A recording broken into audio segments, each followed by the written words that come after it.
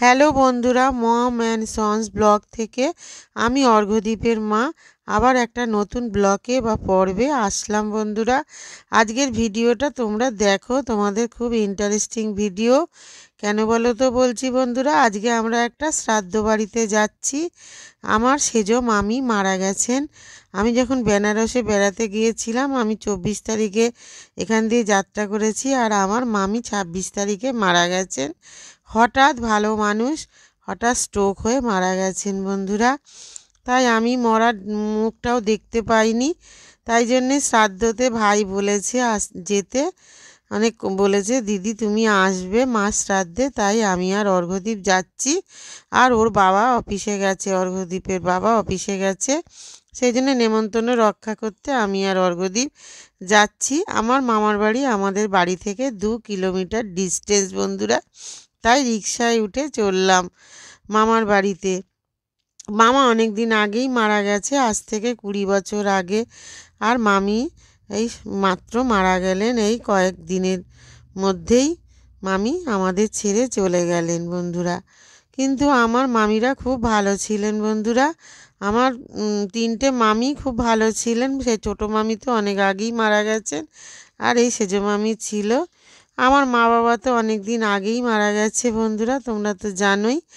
আর আজকে আমি একটা শ্রাদ্ধ বাড়িতে যাচ্ছি, মনটা খুবই খারাপ। অনেক স্মৃতি মনে পড়ছে, মামির সাথে সার্কাস দেখতে যাওয়া, ঠাকুর দেখতে যাওয়া। মানে আমার মামা চাকরি করতেন দমকলে বিভাগে, ওখানে ছুটি পাওয়া যেত না, সেই জন্য মামি আমাদেরকে নিয়ে ঠাকুর দেখতে যেতেন। সেসব কথাগুলো আজকে খুব মনে পড়ছে, মনটাও খুব খারাপ। একটা মানুষ যদি অকালে চলে যায় বন্ধুরা, তাহলে কি আর ভালো লাগে বলো? আমার মামিমার মরার বয়স এখনও হয়নি, এখনও 65 বছর বয়স। আর মামি আমরা পুরো বন্ধু বান্ধবীর মতন ছিলাম, একসাথে লুডো খেলতাম, একসাথে গানের লড়াই খেলতাম। আমার সাথে আমার মামিদের সম্পর্ক খুবই ভালো ছিল, কোনো দিন ঝগড়াঝাটি মনোমালিন্য হয়নি। আমার মামিরা খুব ভালো ছিলেন। হ্যাঁ, অন্য অন্য মামিরা শুনেছি যে খুব ভাগনা ভাগ্নিদের ওপর অত্যাচার করে বা দেখতে পারে না, সেসব কিছু না। আমার মামিরা আমাদেরকে নিজের মতন ভালোবাসতেন।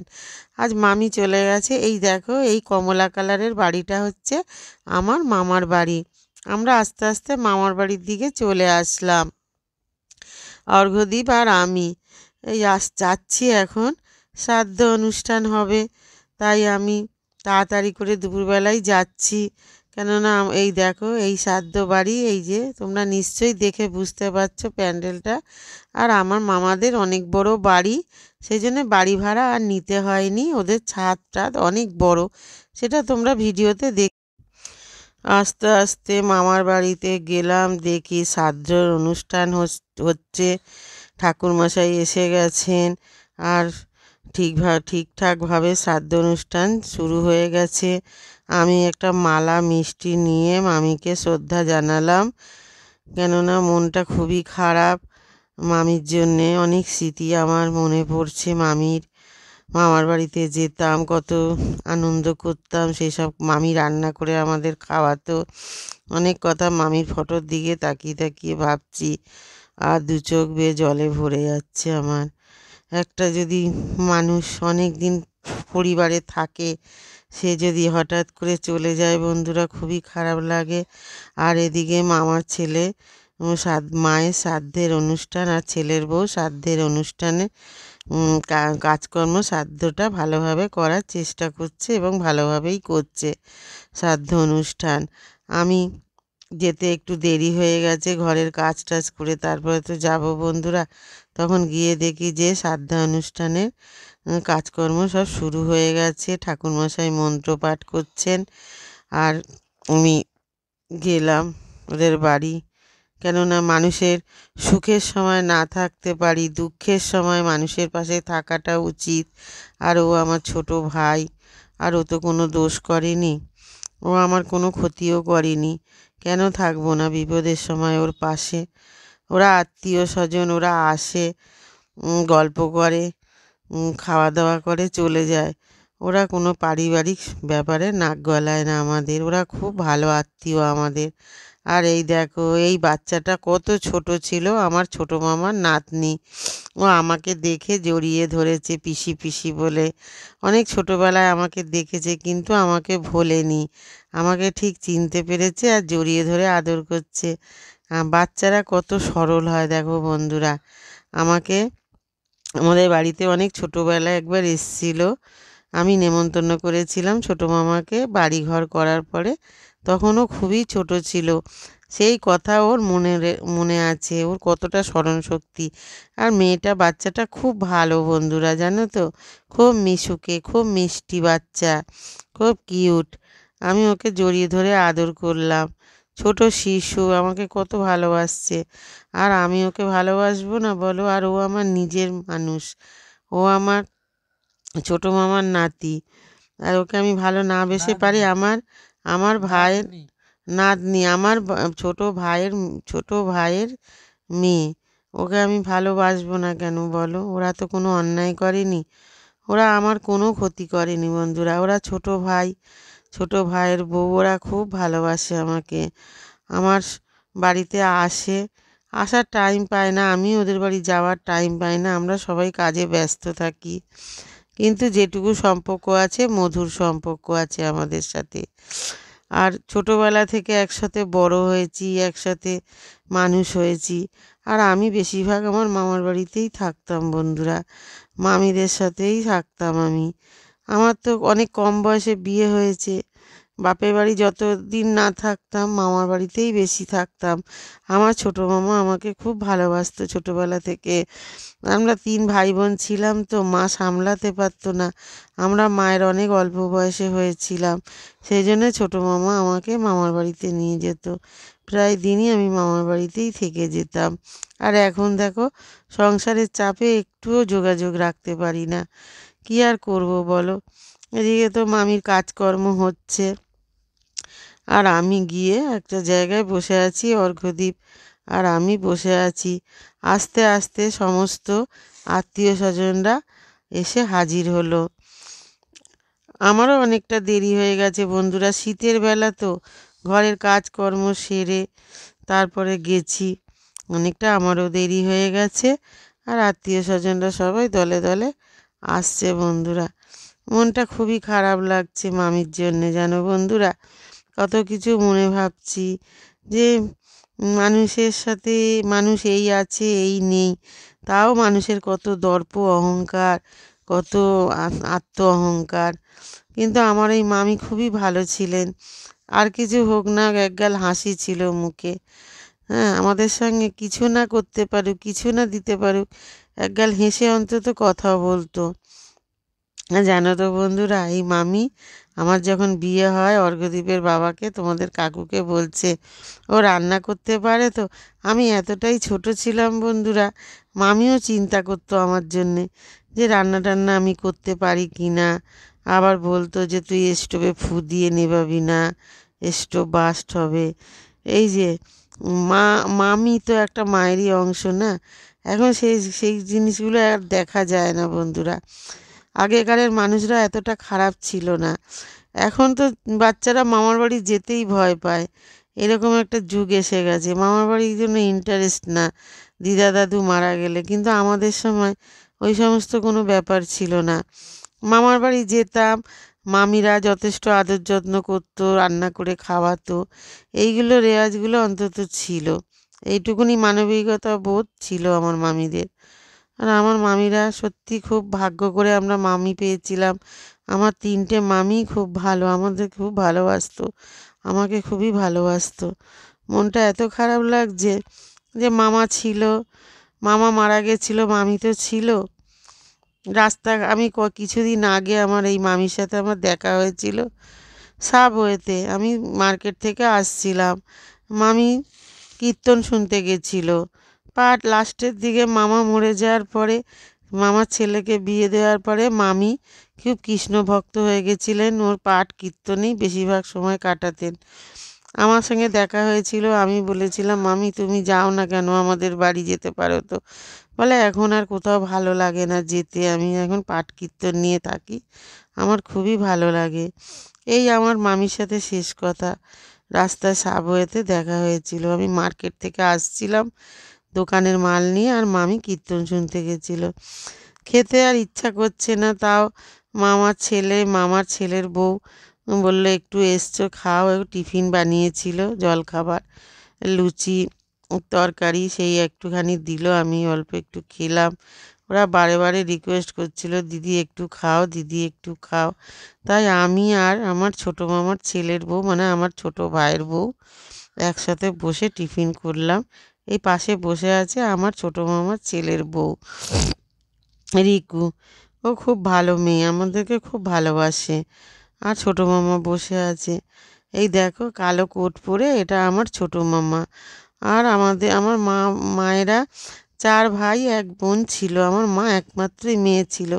সবাই চলে গেল, মামারা মামিরাও চলে গেল, শুধু আমার ছোটো মামাই পড়ে আছে। তাই মামা কাঁদছে আর বলছে সবাই চলে গেল, আমি পড়ে রইলাম। আমি বলি ওই কথা বলো না ছোটো মামা, তুমি এখনো অনেক দিন বাঁচো। আমাদের তো মা বাবা নেই, মামারাও চলে গেল, তুমি তাও আছো একটা মাথার ছাতার মতন। দুটো ভালো বুদ্ধি দিলেও তো আমাদের মা ভালো লাগবে বলো। এই বলে আমি কাঁদতে লাগলাম। আর সত্যি বন্ধুরা, যাদের মা বাবা নেই না, তার পৃথিবীতে কেউ নেই। তোমাদের যদি মা বাবা থেকে থাকে, তোমরা অনেক আদর যত্ন করো গো। মা বাবা না থাকলে না, ব্যাঙেও লাথি মেরে যায় জানো তো। যতদিন আমাদের বাবা মা ছিল মাথার ওপরে, কেউ একটা গায়ে কাটার আঁচড় দেওয়ার সাহস পায়নি জানো তো। আর মা বাবা চলে গেলে না, মানুষ অনেক রকম অনেক অত্যাচার করে, যা নয় তাই মানুষকে বলে দেয় জানো তো। আমি সেটা ভুক্তভোগী। আমার এই ভাইটা মা হারাও হয়ে গেল, অনেক ছোট বয়সে বাবা হারা হয়েছিল, আজকেও মা হারা হয়ে গেল। যাদের মা বাবা নেই তারা নিশ্চয়ই জানো যে টাকা পয়সা যতই থাক, মা বাবার স্নেহ ভালোবাসা একটা আলাদা জিনিস। এই ভালোবাসা না কোথাও খুঁজে পাওয়া যায় না জানো তো। আর ছোট ভাইটা আজকে মা হারা হয়ে গেল। আর আমার ছোট মামি তো অনেক দিন আগেই মারা গেছে। ওরা অনেক অল্প বয়সে মাকে হারিয়ে ফেললো। আর আমার ছোট মামাকে আমি বলছি তুমি বেঁচে থাকো, তুমি ভালো থাকো, সুস্থ থাকো, কারণ তোমার ছেলেটা এখনই অনেক ছোট, ও অনেক ছোট বয়সে মাকে হারিয়ে ফেলেছে, আর তুমি আছো তো ওর একটা ভরসা। এই কথা বলছিলাম বন্ধুরা জানো তো। ছোট মামা আমার সাথে বসে বসে কত গল্প করছে। অনেক দিন পর সবাই এক জায়গায় হয়েছি তো, সবাই কাজে ব্যস্ত থাকি, সবাই যে যার কাজে কর্মে ব্যস্ত থাকি, কারোর সময় নেই। আমার ওইসব ভাইয়েরা সব চাকরি করে, ব্যবসা করে, তারপরে আমিও ব্যবসা করি, আমাদের সব কাজকর্ম থাকে, নানান রকমভাবে আর যোগাযোগ হয় না। আর এরা এমনিতে খুব ভালো জানো তো। ওরা কোনো পারিবারিক অশান্তির মধ্যে ওরা নাক গলায় না। ওরা ওদের মতন থাকে, আমরা আমাদের মতন থাকি, কোনো সমালোচনাও হয় না। আমরা যে যার কাজকর্ম নিয়ে কথা বলি, এটা আমার খুব ভালো লাগে জানো তো বন্ধুরা। এই বসে বসে শ্রাদ্ধ অনুষ্ঠানের কাজ দেখছি, কী আর করব। আর আস্তে আস্তে আস্তে দলে দলে সব আত্মীয় স্বজনরাও এসে গেল। আমার মামির বাপের বাড়ি থেকে মামির দাদার বৌদি, মামির বৌদি, মামির বোন, বোনঝিরা সবাই এসে গেল, বুঝলে বন্ধুরা। তারপরে তারপরে এখনো শ্রাদ্ধ অনুষ্ঠান অনেকক্ষণ। এবার সব দলে দলে সব আত্মীয় স্বজনরা এসে গেলেন। এটা হচ্ছে আমার মামি বাপের বাড়ির লোকজন সব এসে গেলেন। আর মামির যে মেজো দিদি, মামির থেকে বড়, সে তো এখনো জানেই না, কেন সে খুবই অসুস্থ বলে তাকে জানানো হয়নি। পিঠোপিঠি বোন তো আবার কষ্ট পাবে। মামির যে 2 বছর 2.5 বছরের বড় দিদি, সে এখনো বেঁচে আছে, আর তাকে মামির মৃত্যুর খবর দেওয়া হয়নি। সে এখনো জানে যে আমার মামি বেঁচে আছে। এইসব আলোচনা আত্মীয় স্বজনের মধ্যে হচ্ছিল। সবাই এক জায়গায় হয়েছি, কেননা এত বড় দুঃসংবাদ পেয়ে সবাই চলে এসছেন। আর আমার মামির মুখটা দেখো কি সুন্দর, সবসময় মামির হাসি মুখ ছিল। মামির কষ্ট হলেও বুঝতে দিত না কাউকে, সবসময় হাসি মুখেই উনি চলতো। মামা কত অল্প বয়সে মারা গেছে, কিন্তু মামি কোনো সময় কষ্টটা বুঝতে দিত না, মনের মধ্যে চেপেই থাকতো। আমি এখন দোতলার ঘরে যাচ্ছি, নিচে শ্রাদ্ধ অনুষ্ঠান হচ্ছে, এখন আমি একটু খাওয়া দাওয়া করবো। ভাইরা বলল দিদি যাও ওপরে গিয়ে কিছু খেয়ে নাও, খেতে ইচ্ছা করছে না। নিরামিষ, আজকে তো শ্রাদ্ধ, এখনো মৎস্যমুখ হয়নি, তাই নিরামিষ একটু রান্নাবান্না হয়েছে আত্মীয় স্বজনদের জন্যে। তাই ভাই এসে বলল দিদি তুমি আর অর্ঘ্যদীপ খেয়ে নাও, অনেক বেলা হয়ে গেছে। তাই একটু খেতে বসলাম বন্ধুরা। যা হোক তো কিছু একটু খেতে হবে, নাহলে তো মামির আত্মা শান্তি পাবে না। আমার মামি উনি লোককে খাওয়াতে খুবই ভালোবাসতো। কিছু না হোক, কিছু না পারুক, মানুষকে রান্না করে খাওয়াতে মামি খুবই ভালোবাসতো। মামির হাতের কত রান্না আমরা খেয়েছি মামার বাড়ি গিয়ে। আর আমার এই মামি খুব সুন্দর রান্না করতো, সব থেকে বেশি ভালো রান্না করতে পারতো। আমার বাবা তো আমার এই মামির হাতে রান্না খেতে প্রচুর ভালোবাসতো। আমার আমার মামার বাড়িতে আমার বাবা গেলে আমার মামির হাতে রান্না খেতে চাইতো, আবদার করতো যে এই রান্নাটা করবে, আমি রান্নাটা খাবো, ম্যাডাম দিদিমণি এই রান্নাটা করবেন, এরকম সেজ বৌদি রান্নাটা করবেন, এটা খাবো। আর আমার মামি কোনো সময় বিরক্ত হতো না। ছোটোবেলায় অর্ঘ্যদীপ কত বায়না করতো আমার সেজ মামার বাড়ি গিয়ে আইসক্রিম খাবো ফ্রিজে। আমার মামি চকলেট দিয়ে কত সুন্দর করে আইসক্রিম বানিয়ে অর্ঘ্যদীপকে খাওয়াতো। অর্ঘ্যদীপের আজও মনে আছে, ও বলছে আমাকে যেতে যেতে বলছে মা সেজ বৌদি আমাকে কত আইসক্রিম করে খাওয়াতো ছোটোবেলায়। আমরা খেতে বসে গেলাম সব আত্মীয় স্বজনরা, দুপুরে খাবার খেতে বসে গেলাম। মনটা একদম ভালো লাগছে না বন্ধুরা, বলো শ্রাদ্ধ বাড়ি কারো কি ভালো লাগে? আমি দুঃখের সময় যতটা পারি মানুষের পাশে থাকার চেষ্টা করি। হয়তো বিয়েতে কারো যেতে পারি না, ছেলের পড়াশুনোর জন্য অনেক বিয়ে আমার আত্মীয় স্বজনের মিস হয়েছে, কিন্তু বিপদের সময় শ্রাদ্ধ বাড়ি বা কারোর কোনো আপদ বিপদ হলে আমি আর থাকতে পারি না বন্ধুরা। আমি যতটা পারি মানুষের পাশে থাকার চেষ্টা করি, সব কিছু ভুলে যাই। সব কিছু আমি ভুলে গিয়ে তার পাশে থাকার চেষ্টা করি, যে না ওরা ছোট ভাই, ওরা যদি ভুল করে আমি কেন করব? আর ওরা তো আমাকে কোনোদিন অসম্মান করে না, যত যাই হোক খুবই ভালোবাসে। এখন ভাত সরা দিতে যাচ্ছি, এখন বিকেল হয়ে গেল। এইভাবে আমি আমার ছোট ভাইয়ের বউ, মানে আমার ছোট মামার ছেলের বউ, আর আমি আমার যে সেজ মামির যে একটাই মাত্র ছেলে সেজ মামা, ও আর ওর পুত্রবধূ, ওর বউ, ছেলের বউ, সবাই মিলে এখন আমার মামিকে খাবার দিতে যাচ্ছি একটা নির্জন জায়গায়। ওদের বাড়ির সামনে একটা খাল আছে, ওই খালের পাড়ে, পুকুর তো আর নেই, পুকুর পাড়ে দেওয়া উচিত, কিন্তু কলকাতা শহরে সেরকম পুকুর নেই, তাই একটা খাল আছে ওই নির্জন জায়গা, ওখানে গিয়ে আমরা মামিকে ভাত ছাড়ায় খাবার দিয়ে আসলাম।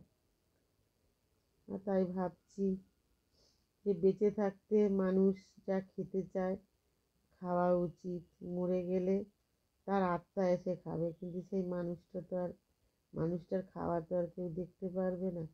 আমার ভাই তো খুব দুঃখে ভেঙে পড়েছে, ও বেটা ছেলে হয়ে চুপি চুপি কাঁদছে, চোখ দিয়ে ওপরে জল পড়ছে। কেন বলো তো বন্ধুরা, ও বাবা মার একমাত্র সন্তান, আর ও ছিল ওর বাবা মার প্রাণ, জানো তো। আর ও বাবা মাকে প্রচুর ভালোবাসতো। ও মনটা খুব, আজকে বুকটাও ফেটে যাচ্ছে, ওর কান্না দেখে না আমাদেরও খুব কষ্ট লাগছে। আমরা এখন দোতলার ঘরে আসলাম, দেখো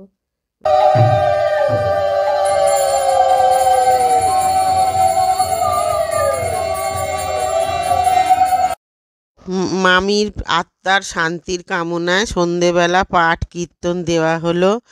ভিডিওটা ভালো লাগলে তোমরা লাইক শেয়ার সাবস্ক্রাইব করে দিও বন্ধুরা। তোমরা ভালো থেকো বন্ধুরা। আর এই ভিডিওটা অবশ্যই একটা লাইক দিও আমার মামির জন্যে। আর মামির আত্মার শান্তি কামনা করি। ভালো থেকো, সুস্থ থেকো। Good bye.